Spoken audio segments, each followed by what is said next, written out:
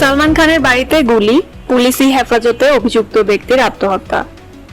বলিউড তারকা সালমান খানের বাড়িতে গুলি করার ঘটনায় অভিযুক্ত এক ব্যক্তি পুলিশি হেফাজতে মারা গেছেন। অনুজ থাপন নামের এক ব্যক্তি আত্মহত্যা করেছেন বলে দাবি মুম্বাই পুলিশের। মুম্বাই পুলিশ আজ বুধবার জানায়, বিছানার চাদর দিয়ে শৌচাগারে গলায় ফাঁস নিয়েছিল অনুজ থাপন। সেখান থেকে উদ্ধার করে হাসপাতালে নেওয়া হলে চিকিৎসক তাকে মৃত ঘোষণা করেন। ভারতীয় সংবাদ মাধ্যম প্রেস ট্রাস্ট অব ইন্ডিয়ার প্রতিবেদন অনুযায়ী দুর্ঘটনাজনিত মৃত্যু উল্লেখ করে এই ঘটনায় দক্ষিণ মুম্বাইয়ের আজাদ ময়দান থানায় প্রতিবেদন দাখিল করা হয়েছে। গত 14 এপ্রিল মুম্বাইয়ের বান্দ্রা এলাকায় সালমান খানের বাড়ি গ্যালাক্সি অ্যাপার্টমেন্ট নিশানা করে একাধিক গুলির ঘটনা ঘটে।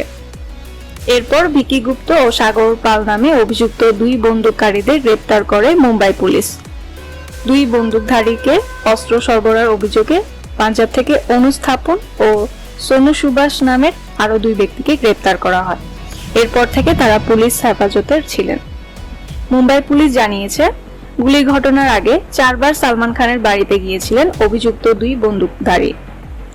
মুম্বাইয়ের অদূরে পানভিলে সালমান খানের থামার বাড়িতে গিয়েছিলেন তারা। Desk report, Oishi.